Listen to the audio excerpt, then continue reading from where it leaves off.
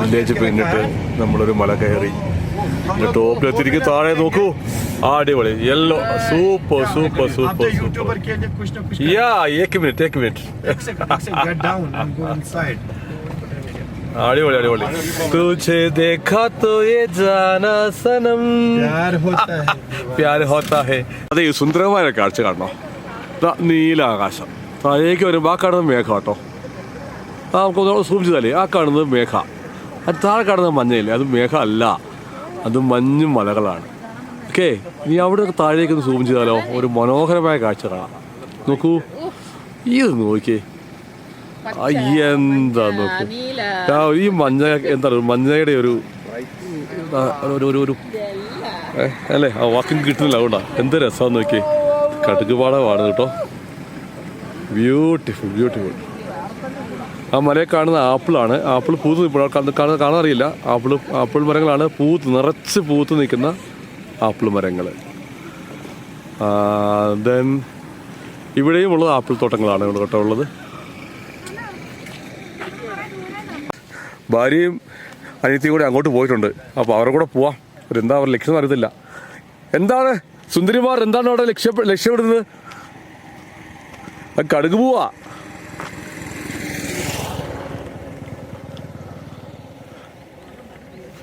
നടുക്കും ആപ്പിളും എന്തോ ഒരു ചെടി നിൽപ്പുണ്ട് കേട്ടോ.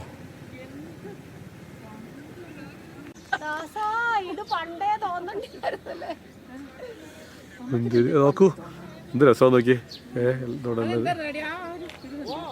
പോലെ പോലെ വണ്ടി എടുത്തോ. നോക്കൂ, അവിടെ ദൂരെ മഞ്ഞുമല.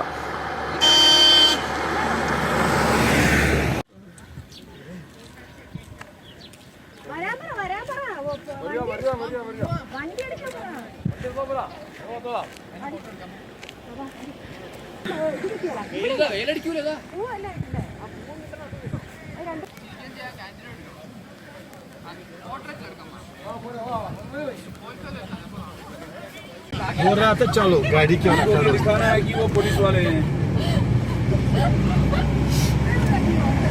അങ്ങനെ മനോഹരമായ കുറച്ച് വിഷ്വൽസ് അവിടെ എടുത്തിട്ടോ.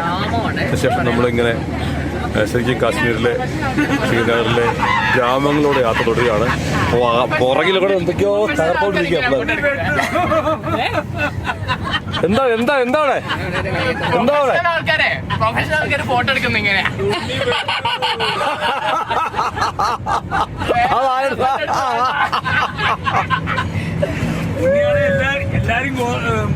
സ്കോർ ചെയ്യാൻ തുടങ്ങി. എല്ലാരും കടുകിന്റെ പൂ കാണാൻ പോയപ്പോ പോയതാ എന്നെ ഉണ്ണി. എന്നാലും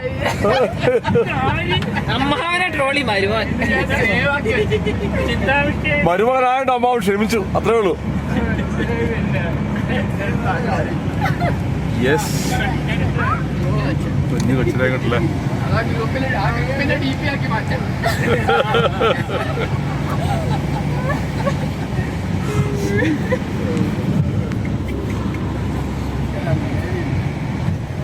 മഞ്ഞണിഞ്ഞ മാമരകൾ എടുത്ത് താഴെക്കൂടെ കണ്ടോ. റിയസോളവിൽ നമ്മൾ ചുരം ഇറങ്ങി കയറാൻ പോവാണ്. എന്തോ കഴുതപ്പുറത്ത്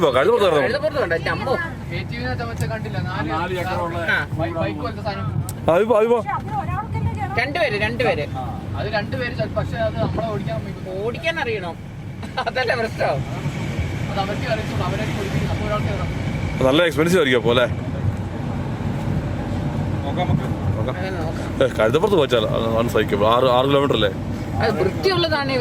ഒരു സ്കൂളിൽ അസംബ്ലി നടന്നുകൊണ്ടിരിക്കുന്നു. യെസ്, എങ്ങനെയാ നമ്മളൊരു വാലിയിലേക്ക് എത്തുകയാണ് കേട്ടോ. കണ്ടോ,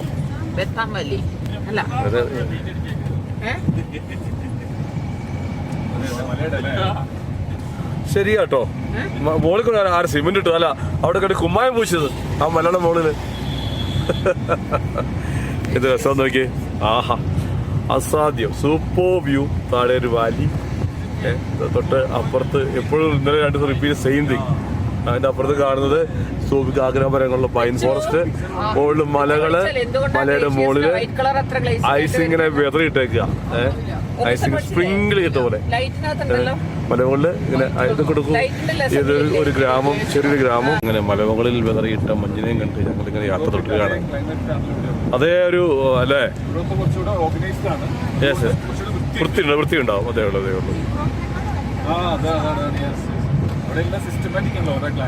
അതെല്ലാം വളരെ ടൈഡി ആൻഡ് നീറ്റാണ്.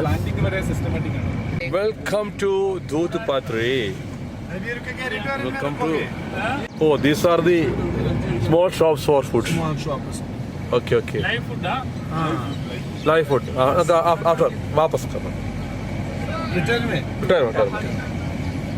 ഇതൊരു ചെറിയൊരു വില്ലേജാണ്. ദൂത്പത്രിയിൽ നിന്ന് ഇവിടുന്ന് 8 കിലോമീറ്റർ ഉണ്ട്. അപ്പോൾ പോകുന്ന വഴിക്ക് ജസ്റ്റ് ഒന്ന് ഫ്രഷപ്പ് ആവാനും ചെറിയ ഫുഡ് കഴിക്കാൻ, സ്നാക്സ് കഴിക്കാനുള്ള ഏരിയയാണ്. നമുക്ക് തിരിച്ചു വരാം. ഇപ്പോൾ നമുക്ക് ദൂത്പത്രി പോയിട്ട് വരാം. എല്ലാം കേട്ടില്ലേ, ടെമ്പററി ഷോപ്പുകളാണ് ഇതെല്ലാം. ഇവിടെ നമ്മുടെ നാടൻ തട്ടുകടകളാണ്. അപ്പോൾ നമ്മൾ ദൂത്പത്രി കയറുകയാണ്. Welcome to Doodhpathri. ഇവിടെ ബോർഡ് കാണാം. അതിൻ്റെ പുറത്താണ് വെച്ചിരിക്കുന്നത്. അവിടെ എൻട്രൻസ് ഫീ ഒക്കെ ഉണ്ടെന്ന് തോന്നുന്നു കാര്യമായിട്ട്. 125 rupees അല്ലേ? 125 എൻട്രൻസ് ഫീ. അപ്പോൾ വെൽക്കം ടു ദൂത്പത്രി. ഇവിടെ നിന്ന് 8 കിലോമീറ്ററാണ് ദൂത്പത്രിക്കുള്ളത്. ദൂത്പത്രിക്കുള്ളത് ശരിക്കും ഒരു ഫോറസ്റ്റ് ഏരിയ ആണെന്നാണ് ഞാൻ മനസ്സിലാക്കുന്നത്. പിന്നെ ധാരാളം മനോഹരമായ വഴി. ഇതുവരെ വന്ന വഴി മോശമാണ്, പക്ഷേ നല്ല വഴിയാണ്. ഇതാ വഴിയരികിൽ കുതിരകൾ അവരിങ്ങനെ സ്വതന്ത്രമായി മേയുക. അവിടെ കുതിരകൾ ഇഷ്ടംപോലെ. അത് കുതിരയല്ല പശു കേട്ടോ. ഇത് പശുക്കളാണ്. അവയെ മേയ്ക്കുന്ന ലേഡി സൈഡിൽ ഇരിപ്പുണ്ട്. ചെറിയ തട്ടുകടകളൊക്കെ ചെറുതായിട്ട് കാണാം. സൈഡിൽ തട്ടുകട പറയാൻ പറ്റില്ല. എന്താ വില്ലേജിലെ ഫുഡൊക്കെ, നമുക്ക് പഴങ്ങളും ഒക്കെ വിൽക്കുന്ന ചെറിയ കടകൾ സൈഡിൽ കാണാം. ഇതൊക്കെയോ പേറിയാത്ത ചെടികളുണ്ട് ചുറ്റും. റോഡ് സൈഡിലുണ്ട്. ഇവയെല്ലാം നിറച്ച് പൂത്ത് നിൽക്കുകയാണ്. ആക്ച്വലി മഞ്ഞ് കഴിഞ്ഞ സമയത്ത് നമ്മൾ വരുന്നത്. അതുകൊണ്ട് തന്നെ മഞ്ഞുകാലം കഴിഞ്ഞ് മരങ്ങളൊക്കെ ഒന്ന് ചെറുതായി തള്ളിയിട്ട് പൂക്കുന്ന സീസണാണിത്. ശരിക്കും ഫ്ലവറിങ് സീസണാണ്. അതാണ്. പക്ഷെ എന്നാൽ ഫുൾ ആയിട്ടുമില്ല. ഒരിക്കലും ആഫ്റ്റർ ഒരു മാസം കഴിഞ്ഞാൽ എല്ലാം നിറച്ച് പൂക്കമായിരിക്കും. അപ്പം അങ്ങനെയാണ് കാര്യം. ശരിക്കും നമ്മൾ ഇവിടെ വരുന്നത് ആപ്പിളൊക്കെ കായ്ച്ചു നിൽക്കുന്ന ഓഗസ്റ്റ് മാസത്തിലാണെങ്കിൽ അങ്ങനെ ഫ്ലവറിങ് നമുക്ക് ശരിക്കും പോലെ ആപ്പിൾ ഇഷ്ടം ഉണ്ടാവും. ഇപ്പോൾ ഇത് ഫ്ലവറിങ് സീസണാണ്, ബട്ട് കൾട്ടിവേഷൻ സീസൺ അല്ല എന്നുള്ളതാണ് വ്യത്യാസം. ഇവിടെ എന്തോ എൻട്രൻസ് ഉണ്ടെന്ന് തോന്നുന്നു. എൻട്രൻസ് ഫീ എന്തോ ഉണ്ടോ ഇവിടെ? അത് എന്താ സംഭവം? ഇവിടെ ആൾക്കാരൊക്കെ കുറേ പേര് നിൽപ്പുണ്ടെന്നോ മനസ്സിലായില്ല. ഒരു വളവ് തിരിഞ്ഞ് മുകളിലേക്ക് കയറി.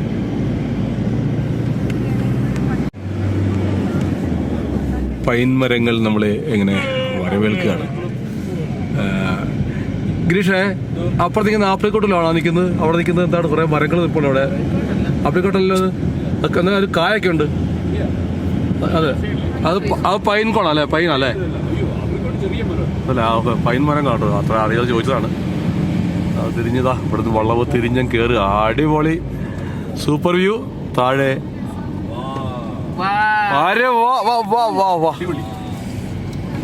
ആ താഴെ വാലി. ആ വാലിയില് ഇഷ്ടം പോലെ പൈൻ മരങ്ങളാണ്. അങ്ങ് മലമുകളില് മഞ്ഞ്.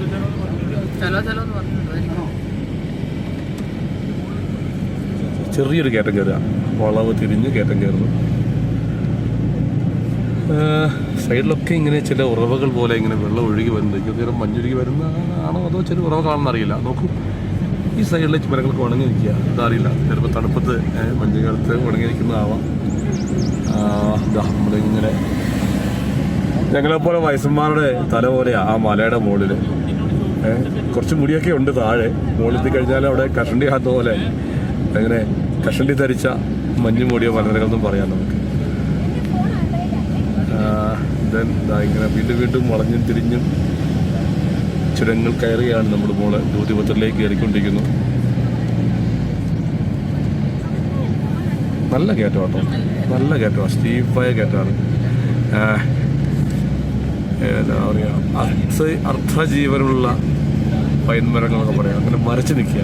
പക്ഷേ മഞ്ഞുകാലം കഴിഞ്ഞതിൻ്റെതായ ആലസ്യത്തിലാവാം. ഇനിയും ഇവ പൂക്കും, തളിർക്കും, പൂവിടും, കായ്ക്കും. അതിനെല്ലാം ഒരു കാലം, എല്ലാത്തിനും ഒരു കാലമല്ലേ? തളിർക്കാനൊരു കാലം, പൂക്കാൻ്റെ കാലം, ഫലമണിയാൻ ഒരു കാലം. അങ്ങനെയാണല്ലോ മനുഷ്യജീവനും പ്രകൃതിയെല്ലാം അങ്ങനെയല്ലേ. സൈഡിൽ ഇഷ്ടം പോലെ പൈൻ മരങ്ങളുണ്ട്. പക്ഷേ ഈ സൈഡിലേത് എന്തോ ഒരു സൈഡിൽ ഉണങ്ങി നിൽക്കുന്ന മരങ്ങളാണ്, അതുകൊണ്ട് അത് മനസ്സിലാവുന്നില്ല.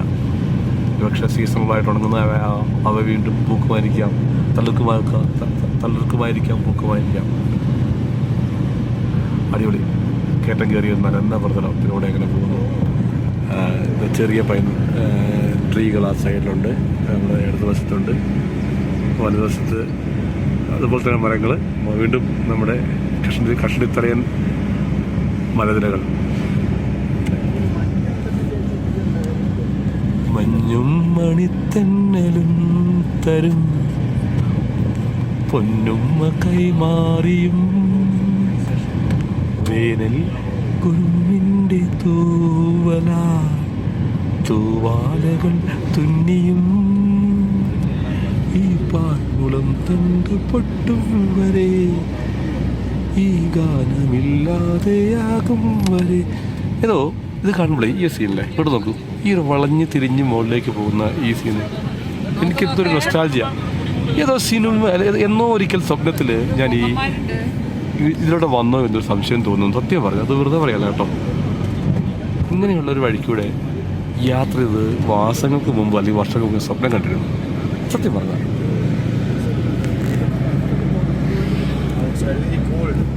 മാസങ്ങൾക്ക് മുമ്പ് വർഷങ്ങൾക്ക് മുമ്പ് സ്വപ്നം കണ്ടിട്ട് ഇങ്ങനെ വളഞ്ഞിരിഞ്ഞ വഴിയോടെ യാത്ര ചെയ്യുന്നത് എത്ര രസം നോക്കി. അടിപൊളി. രണ്ട് സൈഡിലും അങ്ങനെ മരങ്ങൾ കാവൽ നിൽക്കുക. ഇതിലിങ്ങനെ നടക്കണം അല്ലേ? ഇതിലേ നമുക്ക് തിരിച്ച് നടന്നാലേ വഴിക്ക് എന്ത് രസമായിരിക്കും.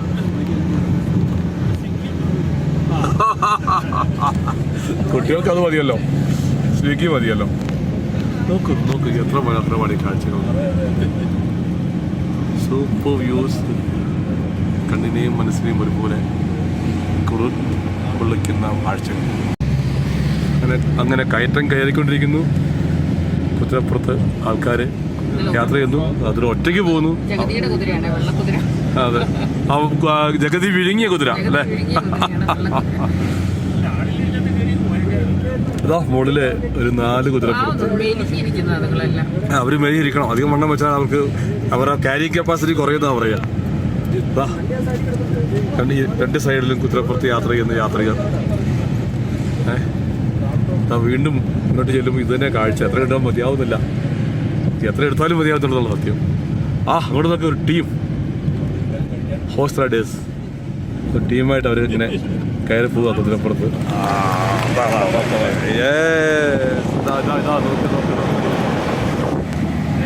യെസ്, അങ്ങനെ കുതിരക്കാരെയും പിന്നിട്ട് നമ്മുടെ യാത്ര തുടരുകയാണ്. മുന്നിൽ വീണ്ടും കാണാം, അവിടെയും കാണാം. നോക്കൂ, യാത്രക്കാരുണ്ട്. അവിടെ ഒരു ചേട്ടന് ഒരു കുതിരയും നയിച്ചുകൊണ്ട് നടക്കുന്നു, മുന്നിൽ പുറകെ നടക്കുന്നു. എന്താ 2 പേരെ കുതിരപ്പുറത്ത് യാത്ര ചെയ്യുന്നു. ഇവിടെ ഒരു ചേട്ടനുണ്ട് കേട്ടോ. ഒന്നൊന്നുമല്ല, എല്ലാവരും അങ്ങോട്ട് പോകുന്നതായിരിക്കും രാവിലെ. ദൂരപത്രയിലേക്ക് നമ്മളെയൊക്കെ വഹിച്ചുകൊണ്ട് പോകുന്ന കുതിരയുമായി പോകുന്ന ആവാം ആൾക്കാർ. അങ്ങനെയും ചിന്തിക്കാം. കുതിരയെയും കുതിരക്കാരെയും